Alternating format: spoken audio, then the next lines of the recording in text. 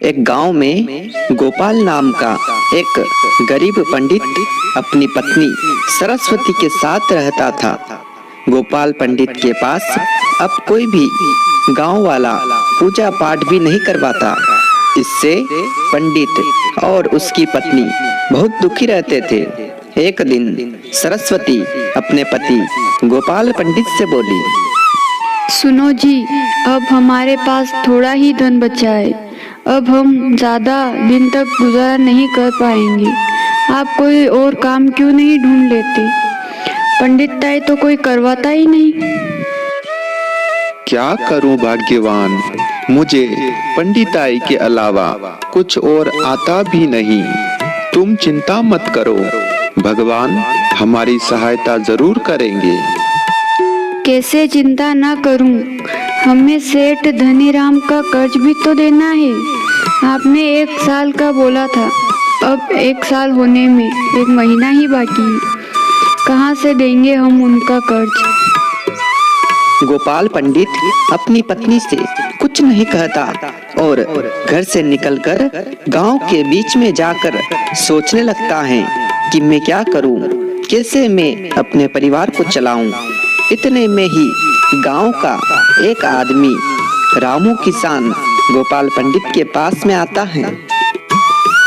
क्या बात है पंडित जी, आज आप बड़े दुखी नजर आ रहे हो। हाँ रामू भैया, पूजा पाठ और यज्ञ के काम चल नहीं रहे हैं और धन भी सारा खत्म हो गया है। समझ नहीं आ रहा है कि घर का गुजारा कैसे करूं, इसीलिए थोड़ा चिंतित हूँ। अरे पंडित जी, मेरे हिसाब से आपको कोई नया व्यापार शुरू कर लेना चाहिए, क्योंकि पूजा पाठ में ज्यादा कुछ नहीं रखा है। आजकल पूजा पाठ कोई करवाता भी नहीं है। व्यापार होगा तो अच्छा खासा पैसा कमा पाओगे। बात तो तुम ठीक बोल रहे हो, पर नए व्यापार को शुरू करने में धन भी तो चाहिए। वो कहाँ से लाऊं? यहाँ तो खाने के भी वांदे हैं, फिर व्यापार कैसे शुरू करूं? अरे पंडित जी, शंभुनाथ है ना, वो तो तुम्हारा दोस्त भी है। वो तुम्हारी मदद जरूर करेगा। उससे ले लो कुछ पैसे, फिर बाद में उसे लौटा देना। गोपाल पंडित को रामू किसान की बात ठीक लगी। गोपाल पंडित अपने दोस्त शंभुनाथ से मिलने उसके घर चला जाता है।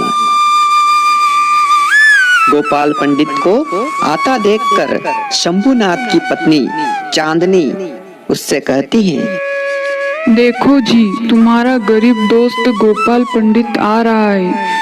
जरूर ये तुमसे पैसा मांगने ही आ रहा होगा। तुमको बता देती हूँ, अगर ये पैसा मांगे तो साफ साफ मना कर देना।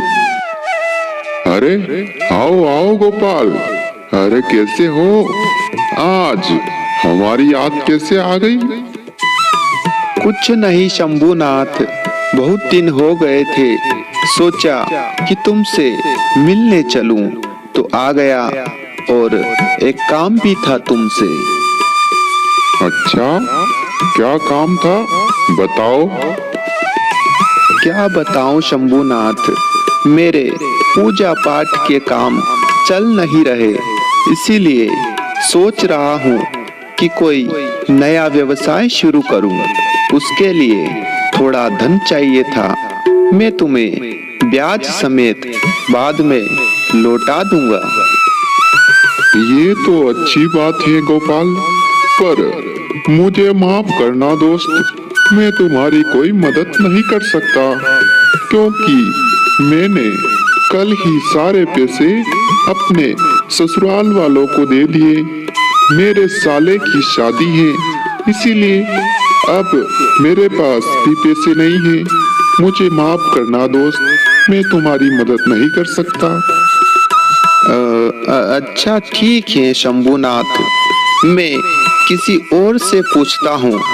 अब मैं चलता हूँ।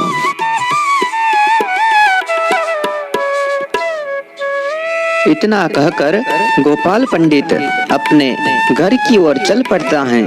गरीब गोपाल पंडित अपने घर पहुंचकर सारी बात अपनी पत्नी को बताता है। तब सरस्वती कहती है, अरे आप उस शंभुनाथ के पास क्यों गए? उसने आज तक कभी हमारी मदद की जो अब करेगा? इंसान का बुरा समय आता है तब कोई भी उसकी मदद नहीं करता। पता नहीं अब क्या होगा। सरस्वती इतना बोल ही रही थी, तभी गोपाल पंडित के घर सेठ धनीराम आ जाता है और अपने पैसे मांगने लगता है। क्यों भाई गोपाल, 1 साल होने में सिर्फ 15 दिन ही बचे हैं। मैं तुम्हें याद दिलाने आया हूँ कि तुम्हें मुझे मेरा दिया हुआ कर्ज ब्याज समेत लौटाना है। इंतजाम हुआ कि नहीं? गोपाल पंडित सेठ धनीराम की बात सुनकर डर जाता है और सेठ से कहता है, सेठ जी, आपके पैसों की व्यवस्था नहीं हुई है। मेरा काम भी नहीं चल रहा है। मुझे थोड़ा समय की मोहलत और दे दो। मैं आपका सारा पैसा लौटा दूंगा। क्या पैसों का इंतजाम नहीं हुआ? देखो पंडित, मैं पैसा देना भी जानता हूँ और लेना भी जानता हूँ। अगर तुमने 15 दिन के अंदर मुझे मेरे पैसे नहीं दिए तो मैं इस घर पर कब्जा कर लूंगा। मैंने तुम्हें पहले ही बोला था कि पैसे नहीं दोगे तो तुम्हारा घर मेरा हो जाएगा। अब मैं जा रहा हूँ और 15 दिन के बाद आता हूँ।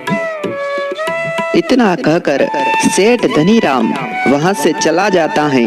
गोपाल पंडित और उसकी पत्नी सरस्वती दोनों दुखी हो जाते हैं। सुनो जी, अब हम 15 दिन में इतने पैसों का इंतजाम कहाँ से करेंगे? अगर पैसों का इंतजाम नहीं किया तो ये सेठ हमें घर से निकाल देगा। गोपाल पंडित बिना कुछ कहे अपने घर से निकल जाता है और चलते चलते वो सोचता है कि अब मैं सेठ धनीराम का पैसा कहाँ से दूंगा। गोपाल पंडित दुखी होकर गांव के पास एक पेड़ के नीचे जाकर बैठ जाता है और कहता है, हे भगवान, आपने मुझे इतना गरीब क्यों बनाया? घर में खाने को अनाज है नहीं। सेठ को देने के लिए पैसे अब मैं क्या करूं और कहां से लाऊं? हे भगवान, आप मेरे साथ ऐसा क्यों कर रहे हैं? पंडित इस तरह बोल ही रहा था, तभी उस पेड़ के अंदर से आवाज आती है, चिंता मत करो गोपाल पंडित, मैं तुम्हारा दुख दूर कर दूंगा। पंडित घबरा जाता है और इधर उधर देखता है और कहता है, कौन है यहाँ पर? सामने आओ, कौन बोल रहा है? मैं एक जादुई पेड़ हूँ गोपाल। मैं तुम्हारे बारे में सब जानता हूँ। जो कोई सच्चा व्यक्ति मुसीबत में होता है, मैं उसकी मदद करता हूँ। तुम अपना हाथ आगे करो, मैं तुम्हें ये जादुई कलश दे रहा हूँ। तुम घर जाकर इस जादुई कलश से जितना धन तुम्हें चाहिए मांग लेना और ज्यादा लालच मत करना। अब तुम अपने घर जाओ। गोपाल पंडित जादुई कलश लेकर खुशी खुशी अपने घर जाता है और सारी बात अपनी पत्नी सरस्वती को बताता है। फिर गोपाल पंडित जादुई कलश से कहता है, हे जादुई कलश, मुझे बहुत सारा धन दे दो। गोपाल पंडित ने यह कहा ही था, तभी वहां पर बहुत सारा धन आ जाता है और वो जादुई कलश गायब हो जाता है।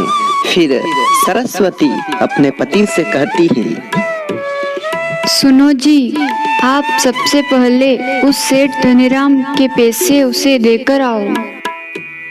पत्नी की बात सुनकर गोपाल पंडित सेठ धनीराम के घर जाता है और उसे उसका धन दे देता है और फिर बाकी धन से वह बहुत सारी जमीन खरीद लेता है और फिर दोनों पति पत्नी आराम से अपना जीवन व्यापन करते हैं।